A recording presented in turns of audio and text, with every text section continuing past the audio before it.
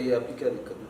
Sir मेरे पूरी body में पेन रहता है और ये लाइक मैं जब 9th क्लास में थी, आई वॉज इन 9th 2009, तो कुछ हल्का हल्का हुआ था कि मैं वो गर्दन से चढ़ता था सर में। तो मेरे 10th में 1-2 एग्ज़ाम भी ख़राब हो गए थे उस चक्कर में। उसके बाद फिर पापा ने आयुर्वेदिक कराया था, तो थोड़ा बहुत कि एसिडिटी की वजह से होता है एंड ऑल, और थोड़ा बहुत मुझे रिलीफ मिला कुछ टाइम के लिए। उसके बाद ये मतलब बढ़ता ही जा रहा है। ये नेक काफ़ी भारी रहने लगी, फिर मैं स्कूटी ड्राइव वगैरह करती हूँ तो वो पूरा शोल्डर स्टिफनेस, अभी मतलब इस टाइम पे ऐसा लगता है कि बहुत ज़्यादा स्टिफनेस है मेरी बॉडी में। और कोई मैंने एक पर्सन के ऊपर दूसरा पर्सन कोई वजन डाल रखा है, भारीपन सा किसी ने पकड़ रखा है पीछे से। अब मुझे कुछ टाइम से क्या दिक्कत हो रही है कि मेरी ना बैक में तो रेगुलर पेन रहता है क्योंकि 8 से 9 घंटे सिटिंग है मेरा जॉब, तो वो मेरे पैर में चलता है पेन। अब मैं होम्योपैथी पे आ गई थी क्योंकि एलोपैथी मेरे पेट को डिस्टर्ब कर रही थी और काफ़ी इश्यूज हो रहे थे उससे। तो मैं अब होम्योपैथी से पहले तो R71 वगैरह जो मैं ली थी, मतलब जो प्रोवाइड करा रहा हूँ, जितनी मुझे हिस्ट्री पता है उससे स्टार्टिंग में तो मुझे आराम लगा कि मतलब जा रहा है पेन। अभी रात भी मतलब इतना ज़्यादा पेन हो रहा था मुझे, यहाँ से लेके पूरा नीचे तक पेन होता है कि मैं सीधे लेट भी नहीं पाती हूँ। राइट साइड में? हाँ, इस पैर में ज़्यादा होता है। और राइट शोल्डर, राइट नेक? नहीं, ऐसा नहीं, यहाँ तो ये दोनों तरफ ही है। ठीक है, और पैर में राइट में जाता है?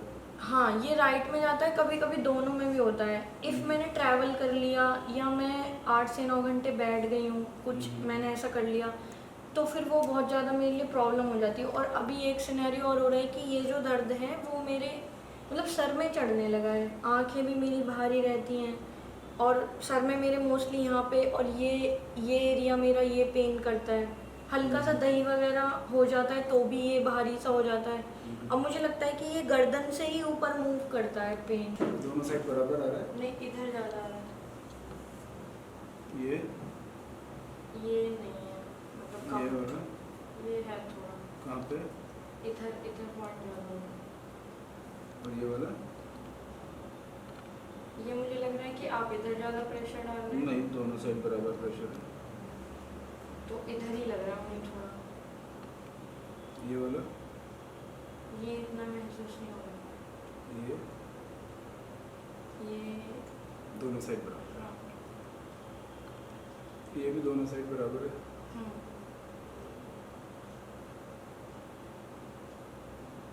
ये राइट में ज़्यादा है। हाँ, ये है तो दोनों साइड ही ज़्यादा, बट राइट में ज़्यादा है। ये वाला? ये इतना नहीं है। इधर? ये है। ये है? ये राइट में, लेफ्ट में? ये राइट में। इधर?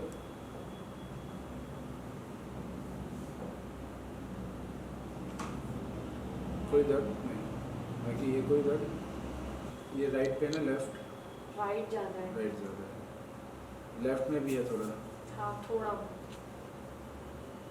और ये वाला? ये नहीं है उतना। यहाँ है थोड़ा। ये राइट में, लेफ्ट में? राइट में। ये राइट में।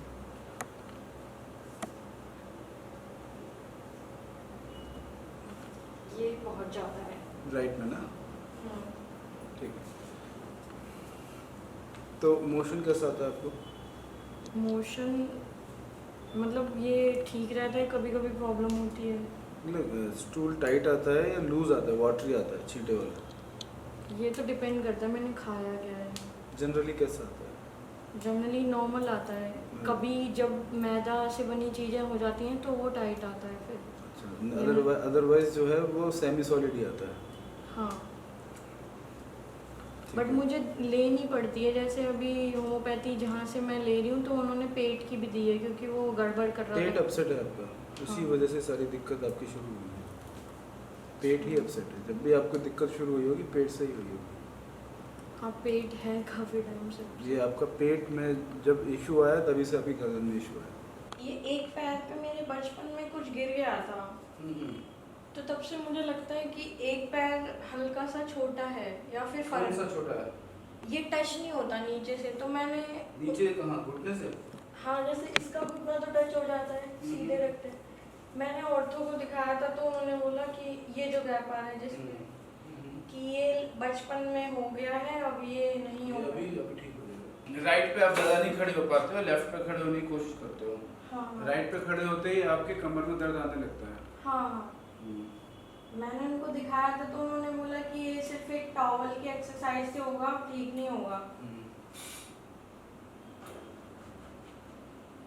इधर गैप ज़्यादा दिखेगा आई थिंक। ये दर्द आ रहा है यहाँ पे। ये ज़्यादा है, ये ज़्यादा है। ये ज़्यादा, ये ज़्यादा है, यहाँ पे नहीं है।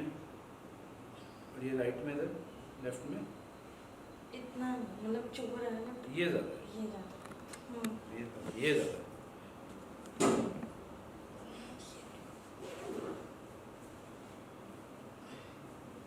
ये भी दर्द है पूरा, ये पूरा टाइट हो गया।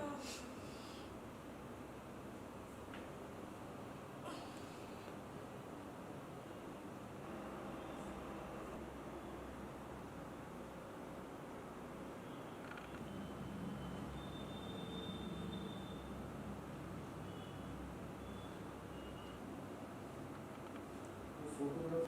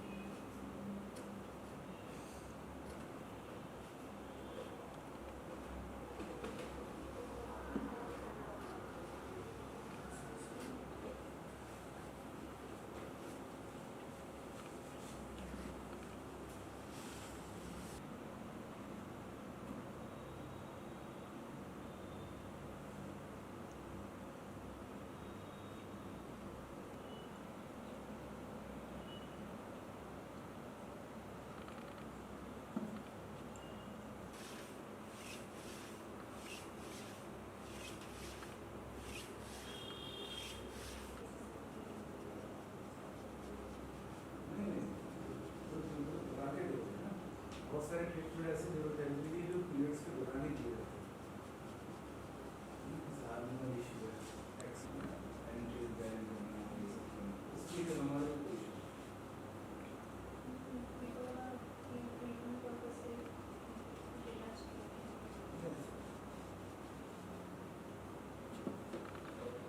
हाँ, बस इस चीज़ पर ध्यान रखना कि अगर पीरियड शुरू हुआ है तो ऐसी ट्रीटमेंट एल्कलाइन ट्रीटमेंट और पीरियड अगर ओवर होने वाला है तो ऐसी ट्रीटमेंट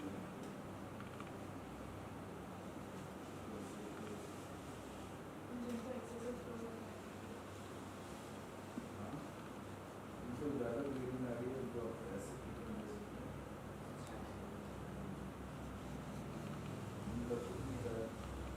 किसी को 15 दिन में आ जाता है, 2 महीने में 2 बार।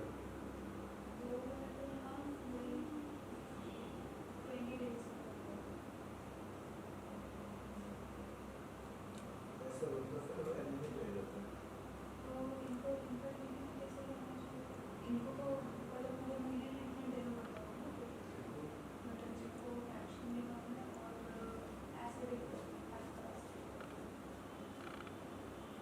डिपेंड करता है बॉडी कंडीशन पे। तेरी रिक्वायरमेंट है डेली ऐसे ट्रीटमेंट। यहाँ आपको पहले दर्द नहीं था, ये दर्द था, अभी है ये कम हुआ है। कम हुआ। ये पहले बहुत ज़्यादा दर्द था, अब है ही नहीं, गायब है कि नहीं है? मतलब पहले तो हाथ ही नहीं रखा। पहले तो टच ही नहीं हुआ था। और ये वाला ये है। ये है।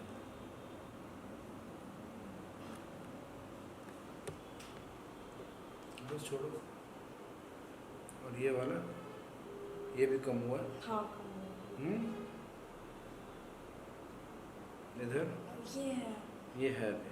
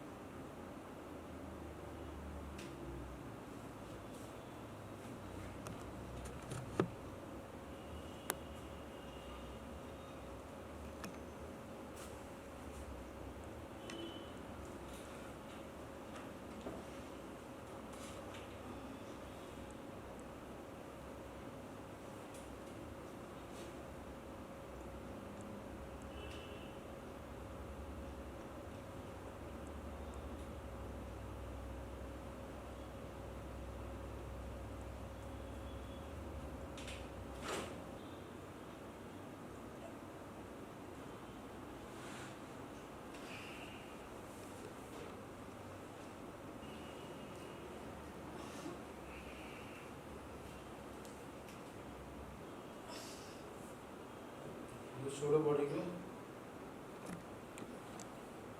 बॉडी लूज छोड़ो, लूज छोड़ो बिल्कुल।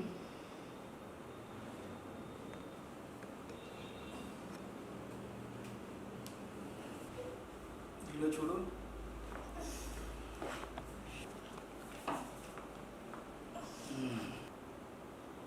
गया? मैं मतलब उतना नहीं झूल रहा, पहले तो बहुत झूल रहा था,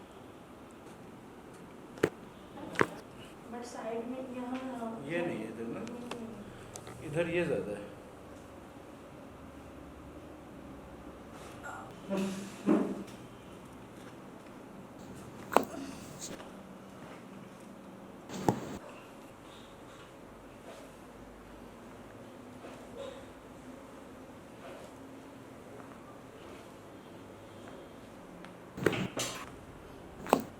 कैसा लग रहा है अभी? अभी ठीक लग रहा है मुझे काफी। बेटर लग रहा है। हाँ, वो पैर में मुझे कुछ फर्क लगा, जो मुझे लगता था कि मैं लाइक एक ही पैर पे, मतलब मुझे बैलेंस नहीं लगता था, एक पैर छोटा लगता था, तो वो आज मुझे मतलब दोनों पैरों पे खड़े होने पे कुछ डिफरेंट लग रहा है, ऐसा लोग ऐसा बोलते हैं। लूज।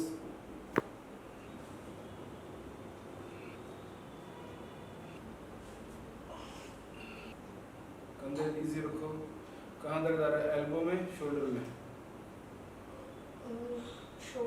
शोल्डर से नीचे वाला एरिया जो है, राइट शोल्डर से नीचे। हाँ। और अभी एल्बो में तो नहीं आ रहा?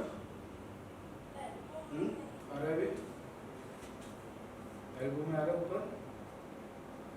हाँ, हल्का हल्का, हल्का हुआ पहले से? पहले से हल्का। थोड़ा अपनी प्रॉब्लम के बारे में डिटेल में बताइए, और कब से आप फेस कर रहे हो, कैसे ये शुरू हुआ?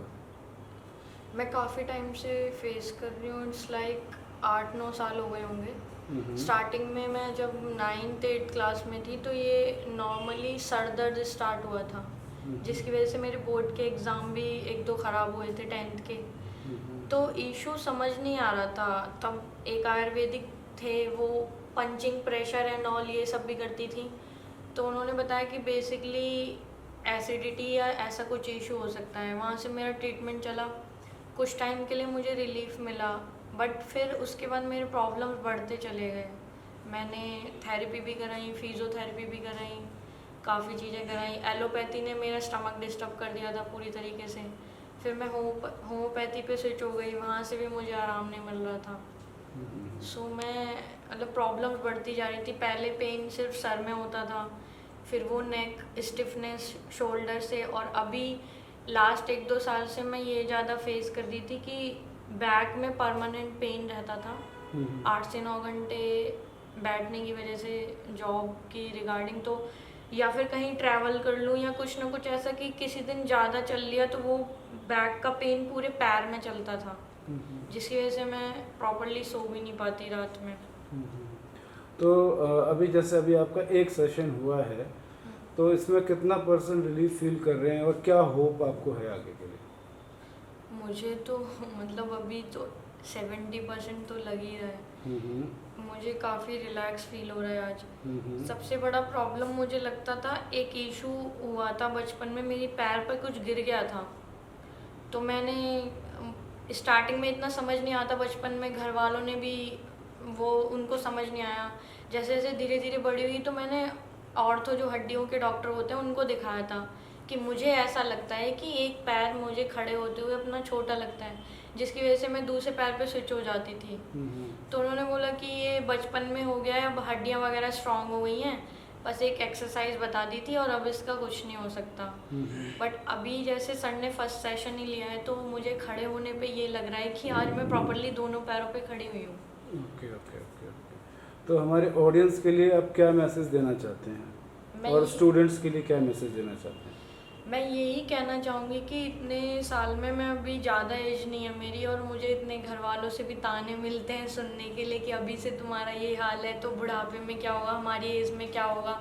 और दवाइयाँ, मतलब ये सब आज के जो डेली रूटीन के जो हम लोग हैं वो ध्यान नहीं दे पाते अपनी डेली लाइफ पे, और हम मेडिसिन पे ज़्यादा स्विच हो जाते हैं, जो कि मैंने रियलाइज़ किया।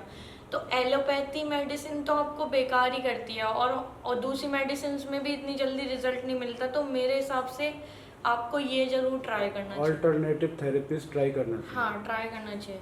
जैसे कि एक गाड़ी होती है, उसमें सर्विसिंग की ज़रूरत पड़ती है टाइम टाइम पे, वैसे ही हमारी बॉडी होती है। तो आई थिंक ये वाली ग्रीसिंग या ये वाली सर्विसिंग टाइम टाइम पे बॉडी को होती रहेगी, तो हमें मेडिसिन की ज़रूरत नहीं पड़ेगी। और आज के टाइम में मुझे लगता है मेडिसिन ही छोड़ना सबसे बेटर रहेगा। और स्टूडेंट्स के लिए क्या मैसेज है आपका? स्टूडेंट्स के लिए मेरा यही मैसेज है कि जितना ज़्यादा से ज़्यादा हो सके इन चीज़ों की तरफ डाइवर्ट हो, इन्हें सीखें, ना कि बाहरी नॉलेज मतलब वो सब लें। इसमें थोड़ा सा अपना हाथ आजमाएं तो बेटर फ्यूचर हो सकता है। Okay, thank you.